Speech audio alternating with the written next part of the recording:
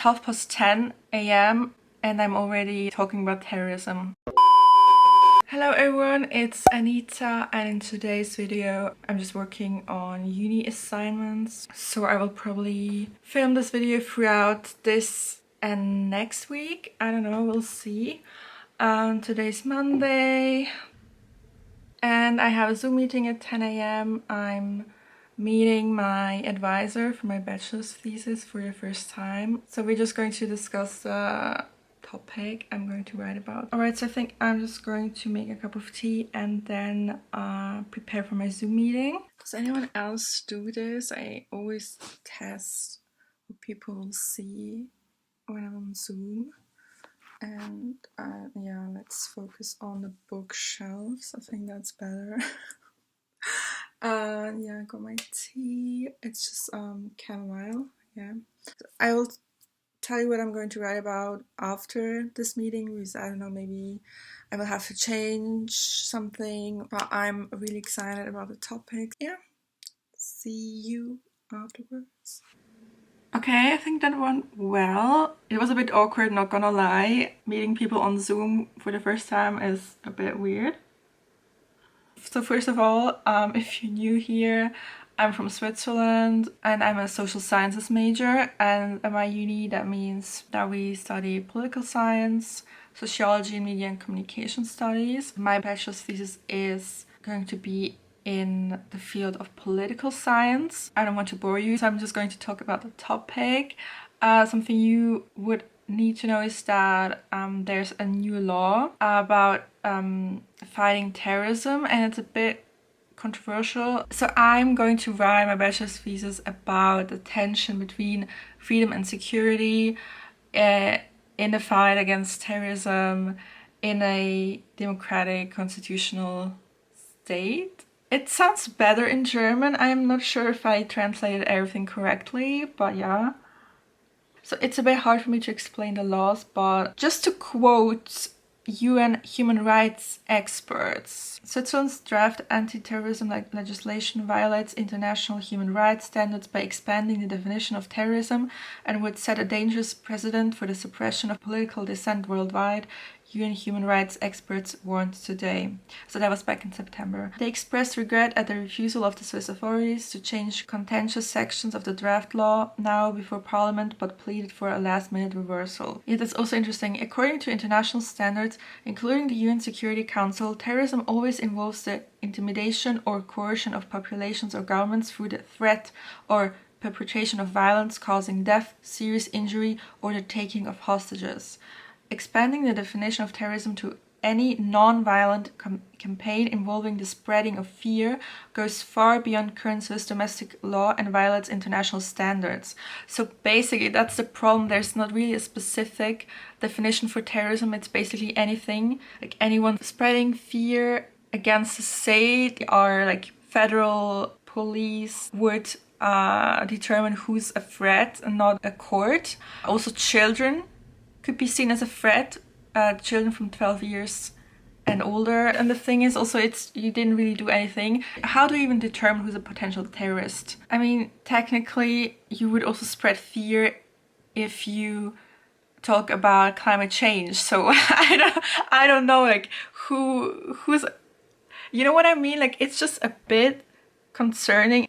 I'm already, it's 10:30 a.m. and I'm already talking about terrorism on the Monday morning. Okay, anyways, so now I'm going to reply to some emails and then I'll write my to-do list for this week. I put on my contact lenses, and I don't know if you can tell, but I put a bit of eyeshadow and mascara on because I organized a little Zoom reunion for some of my uni friends. That's really exciting, and we're going to play some games online, so Pictionary and Cards Against Humanity. So my priority for this week is to finish a paper I need to write for one of my seminars, and that's for my populism seminar. I took a seminar last semester, Causes and Consequences of Populism in Contemporary Europe, and I'm writing a paper about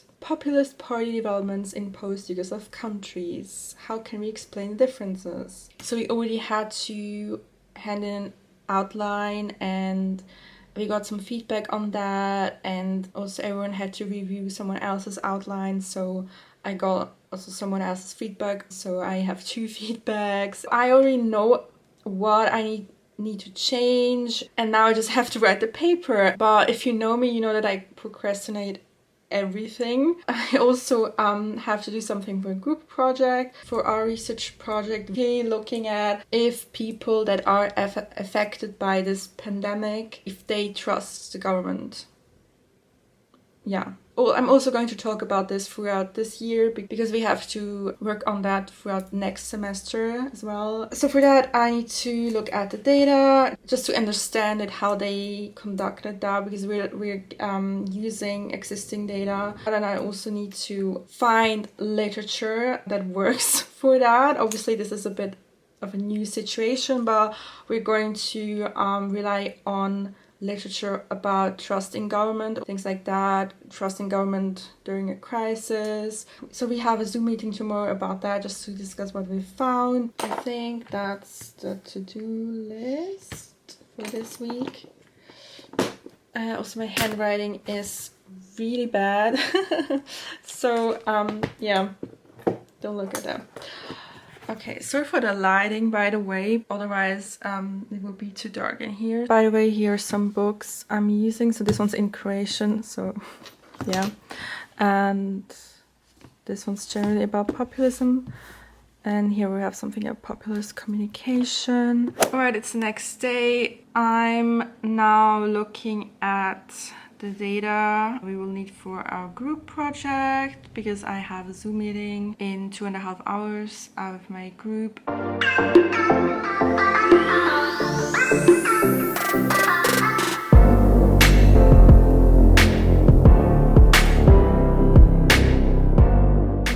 Now I'm just looking at an article. Let me show you how the coronavirus crisis affects citizen trust in institutions and in unknown others, evidence from the Swedish experiment. So yeah, this is from Sweden. This might be useful for the theoretical part of our paper.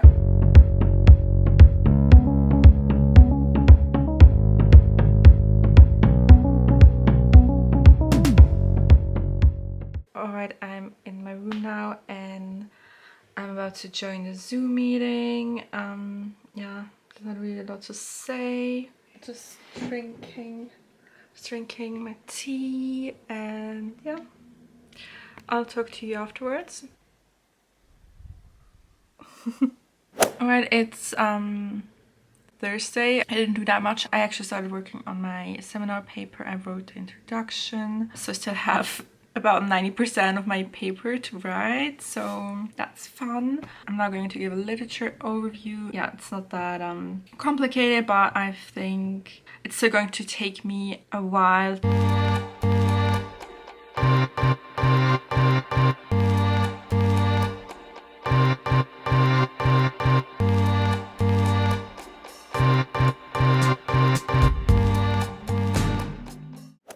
Alright, it's a few days later. It's Monday, the 15th of February. So I have to hand in my seminar paper today. The deadline is 1 minute before midnight. So the thing is, I think I have enough to write about. I don't think I won't get to 4,000 words, but it just takes me too long to write everything. So that's the struggle. Also, I took a shower, so that's why my hair is wet.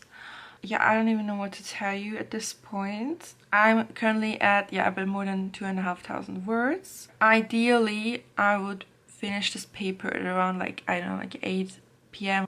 Go through it, and then send it at around 10 p.m. That way it's less embarrassing. I think it's a bit weird if you send it right before it's due, so I don't know. I will keep you updated. I'm a bit stressed.